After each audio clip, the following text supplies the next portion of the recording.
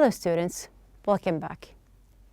Yesterday we had our reading lesson, and through the reading lesson that we have here, and of course our unit, which is Do You Really Need It?, we had the topic on page number 74 and 75, which was about ads everywhere and do you buy it? Do you remember when we talked about the quotation marks and we said that buy here, it can be to purchase something or to believe something. So here we have the topic, and through the topic we have the ideas that you can see here. Now we talked about the amount of advertisements people see in a day, how advertisements reach people today, unconventional places for advertisements. We have placing ads in unusual places to get attention. People sell advertising space on themselves. Buzz marketing and advertisements follow everywhere without any limits. Now moving on, we had the questions in the book. Now I told you that these questions, we are going to discuss them and you have them as your assignment to just go back, read and answer.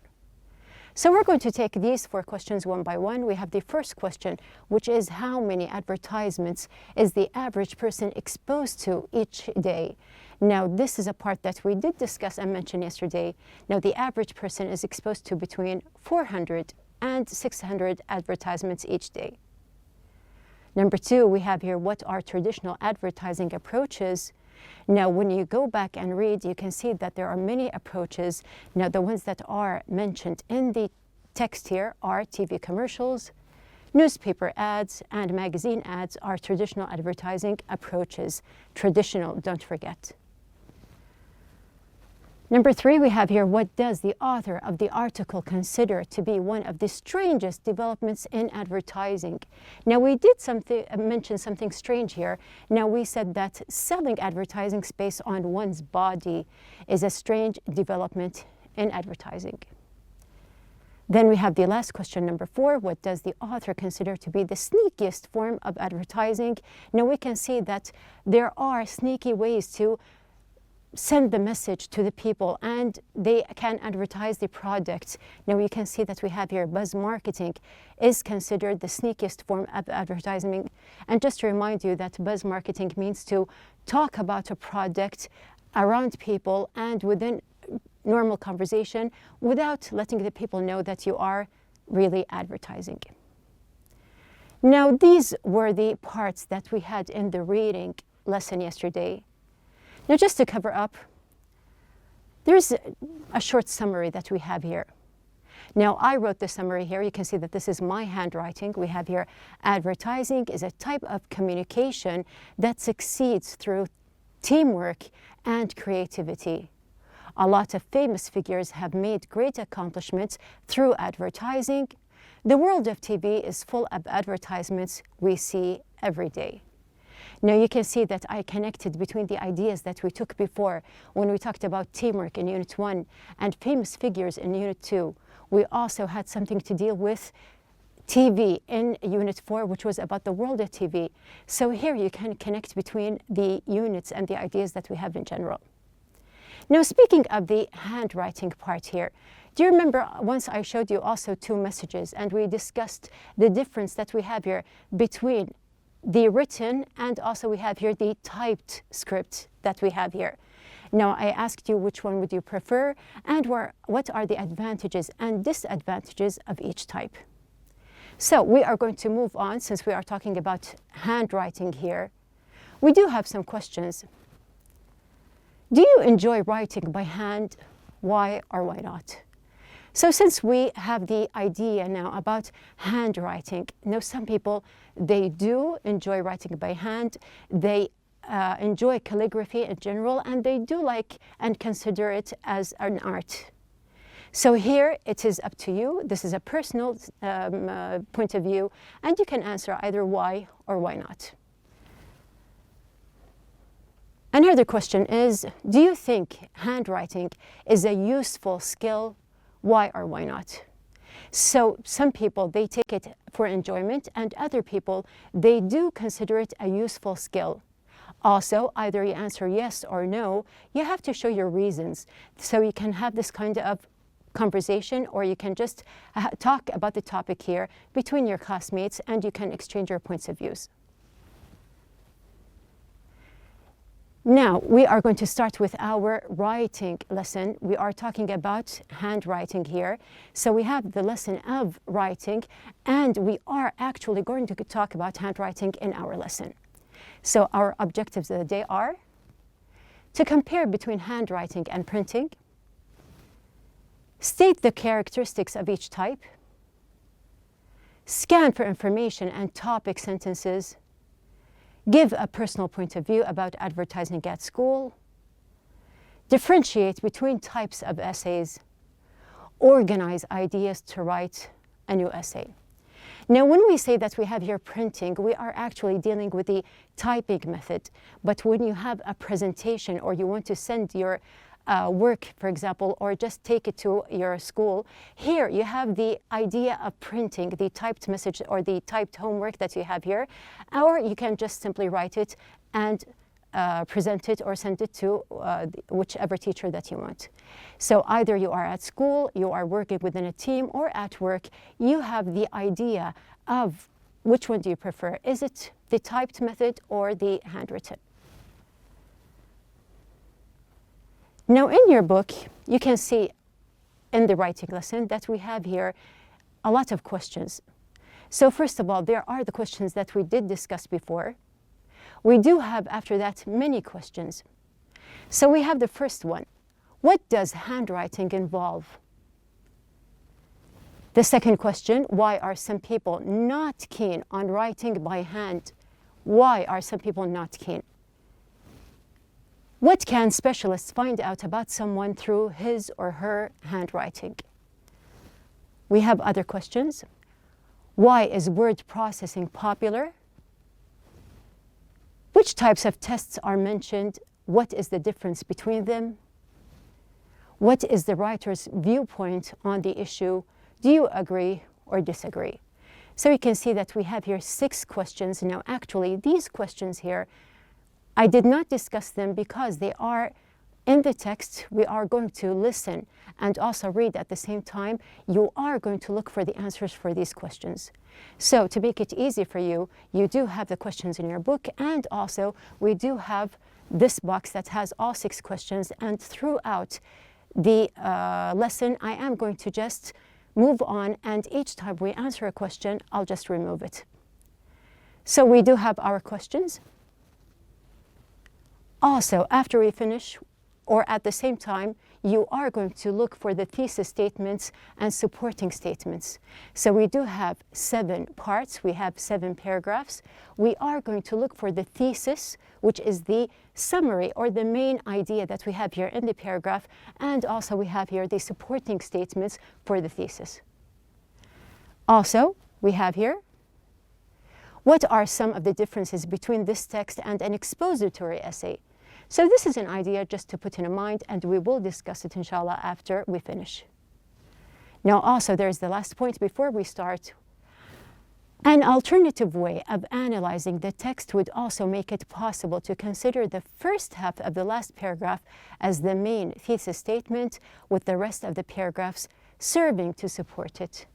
So in the whole text, there is going to be the main thesis statement, which can be either at the very beginning or at the last, or in the last paragraph, and it just covers up everything that is mentioned in the whole text. So we're going to move on here. We do have our title. Now, in your book, the title is Handwriting Obsolete? So we are going to discuss the word obsolete, but I do want you just to read, listen, and then we will analyze. So we're going to start here for the first passage. Now, as I just mentioned for you, I have the box. The box will appear. You are going to listen, and you are going to read the first question every time. So we are going to just concentrate on the first part, which is what does handwriting involve, and at the same time, look for the thesis. So let's start. Handwriting involves forming letters with a writing implement. Proper handwriting, i.e. cursive writing, normally requires formal training that is still in place in some schools. Naturally, At initial literacy levels, young learners are trained to manipulate a writing implement and develop their eye-hand coordination so they can form letters. So let's first of all just look for the thesis. Now at the very start you have the idea of the paragraph that we have here. We can say that handwriting involves forming letters with a writing implement. Now when we come to the question, what does handwriting involve? We can see directly after that we have here proper or letters with writing implement. We have also something about cursive writing normally requires formal training that is still in place in some schools.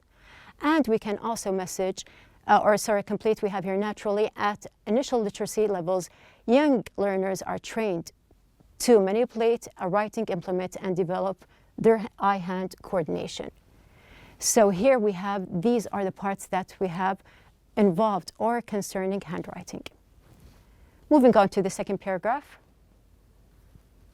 As learners get older, however, they are more reluctant to write. One of the reasons mentioned is the fact that most people word process, making handwriting unnecessary. Even older adults that used to have a distinct handwriting style often claim to have lost the ability to write smoothly and evenly. So is handwriting obsolete? Should we forget about it? So you can see in the box that we have here the question, why are some people not keen on writing by hand, as we mentioned before? We can see first of all the thesis here. Now we have here, as learners get older, however, they are more reluctant to write. You can relate between the thesis and the question that we have here. So looking here at the short paragraph that we have here, we can say that's one of the reasons, because we have here why. Why are some people not keen on writing by hand? So one of the reasons mentioned is the fact that most people word process, making handwriting unnecessary. So a lot of people, they are now used to typing, they are used to using devices, any kind of devices, either they are laptops, computers, phones. We have here, there are different ways to type and to send any kind of work or any kind of text that they want. So at the very end, we do have the title here. Now you can see, so is handwriting obsolete? Should we forget about it? So there's something connected here by the word here, obsolete, and we have here forgetting, which means that something is being forgotten and or exchanged or something else is replacing. Now moving on to the third paragraph that we have here. So let's start. Handwriting has been a very distinct identifying feature. It represents the writer in more ways than one. Graphologists analyze handwriting to determine character traits, gender, personality, and emotional state or to authenticate documents. Allowing it to truly become obsolete would remove an identity marker that has been regarded quite highly in historical and personal terms. Handwritten notes of prominent authors are coveted by collectors, who will often pay exorbitant amounts to possess them. Now we can see that here we have the thesis, which is handwriting has been a very distinct identifying feature. It is an identifying feature. A lot of people, they are known for their handwriting. So we have the question, why can specialists find out about someone through his or her handwriting? So as I did mention that some people, they are known for their handwriting, we can see that the answer is that we have here that they analyze handwriting to determine character traits, gender, personality, and emotional state, or to authenticate documents. So we have here, there are lots of things, as we mentioned here, that can be considered to differentiate or to recognize a person, either it is a male or a female here. Moving on. On the other hand, most of us will invariably use a computer when we write. It is fast and efficient, and it makes editing so much easier. You can delete, copy, paste, store versions of your work throughout stages of editing for later reference. You can spell check and search for words or alternative expressions. Compared to all these advantages, Handwriting seems so restricting and restricted that most computer-literate people limit it to scribbling notes for someone or filling in forms that are not available in electronic form. So seeing the thesis here, we can see that on the other hand, most of us will invariably use a computer when we write. Now this is related to the question, why is word processing popular? Now here you can see in the paragraph that we have here a lot of advantages we have here word processing, or we can say typing. So here we have the answer. It is fast and efficient, and it makes editing so much easier. You can delete, copy, paste, store versions of your work throughout stages of editing for later reference. You can spell check and search for words or alternative expressions. So you can see that these are the advantages that we do enjoy every day while we are word processing. Moving on. Now we short paragraph here. So we have tests, you might argue, require handwriting. Some do and some are computer-based. It is true, however, that a substantial number of pen and paper tests require writing by hand within a set time limit. Rusty handwriting is likely to affect the final score. So starting with our main statement that we have here, now tests, you might argue, require handwriting. Some do and some are computer-based.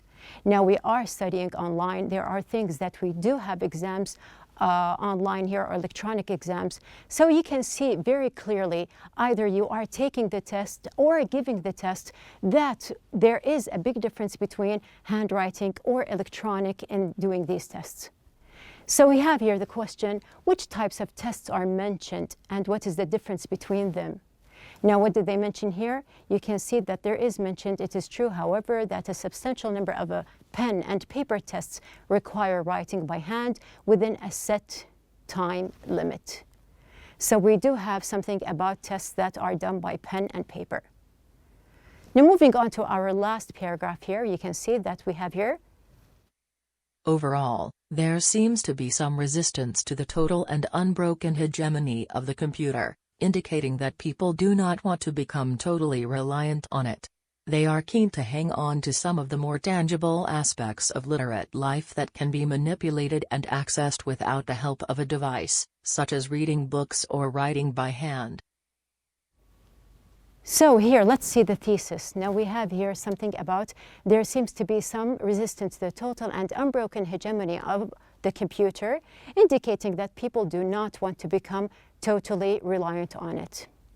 Now when we come to the part here, the thesis, you can find that there is no idea about the question that we have here. Now the last question that we have, what is the writer's viewpoint on the issue? Do you agree or disagree, and why? So we didn't find it in our last point here. We may find it in our conclusion, which is the closing paragraph. So we are going to move on to the closing paragraph. Also, you are going to look at the question that we have here, and we are going to start and listen. So let's see. In view of the above, we would have to consider a more inclusive standpoint that allows us to exploit technological advances, while maintaining the ability to write with a simple implement on a surface for someone to read. Being able to record ideas, information, and messages in a self-sufficient and independent manner allows us to control the action itself and continue being masters of our expression. Now you can see here that we have here clearly the thesis statement. In view of the above, which means that it covers everything above, we would have to consider a more inclusive standpoint. Now here there is a relation with the question that we have here. Now we can say in general, after understanding the whole text and what the writer of the text was pointing out, that the writer is in favor of technological advances that allow us to do things efficiently, but he is also keen to preserve the skill of writing by hand without the help of a device as a means of self-sufficiency and independence which is not reliant on machines. So we do have our complete text here.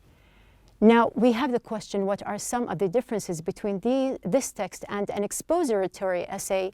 We have here an expository essay. There are objective statements, thesis and information that has been researched and evidenced, comments and examples made by others, quotes, exchanges, and arguments from different sources. However, we have here a persuasive essay, this text, a thesis statement, and a title that will attract readers and exploit controversy, avoid controversy, consider different views, use of questions, objections to your arguments or viewpoints, and ways to overcome them. Focus on getting your reader to agree with you. So you can see that there is a difference between the two types that we have here, the expository essay and the persuasive essay. Now, in general, we do know that handwriting involves forming letters with a writing implement. Proper handwriting, for example, we have here cursive writing, normally requires formal training that is still in place in some schools. Naturally, at initial literacy levels, young learners are trained to manipulate a writing implement and develop their eye-hand coordination so they can form letters. So you do know that we have here a kind of combination between writing, and we have here also the other type, which is typing. So is handwriting really obsolete? Yes or no? Now, this is the text that we have here. You can see that we are relating, as we did before when I wrote and related between our units, that we are linking our ideas all together. Now, this is something that you can do in your turn, which is going to be on page number 77. Now, I'm just to give you a basic idea, and we will complete, inshallah, in our next lesson. We do have here the first point. Now, number one, decide whether or not you support advertising in schools. So this is what we have here. We are going to link between our ideas. We did mention something about advertisements at schools in the reading lesson. So we are going to take this part. We are going to just study the idea, and you are going to give your opinion. Do you support or not? Number two, to think about reasons why advertising in schools is a good or bad idea. Use an organizer to write down your ideas. So we need an organizer. You can, and this is what you are going to do. You are going to write a letter to your local newspaper about this topic, trying to convince the reader that your view is correct. Now let's start just one by one. The first point that you are going to do for the day, you are going to organize your ideas. You have the idea about advertising at school. So we have your advertising in schools is or is not a good idea. Now just write a graph, support your ideas. Just try to choose the basic idea that you have in mind and what are the words suitable for your ideas. Now this is going to be the first step we are going to complete in our next lesson, inshallah, which is going to be the second lesson of the writing. So focus on the first part that we have here, and we are going to complete in our next lesson. Now, covering up, we can see here that we have discussed writing in general. We read and searched for specific information and thesis statements. Enumerated types that we have here. We have the handwritten and also the typed or the processed. Highlighted characteristics for each kind and organized writing steps. So the first step that we are going to organize is to write the graph that we have here supporting the idea of advertising at schools. So this is going to be our assignment for the day. We are going to start. I'm going to do my assignment and we'll complete, inshallah, tomorrow.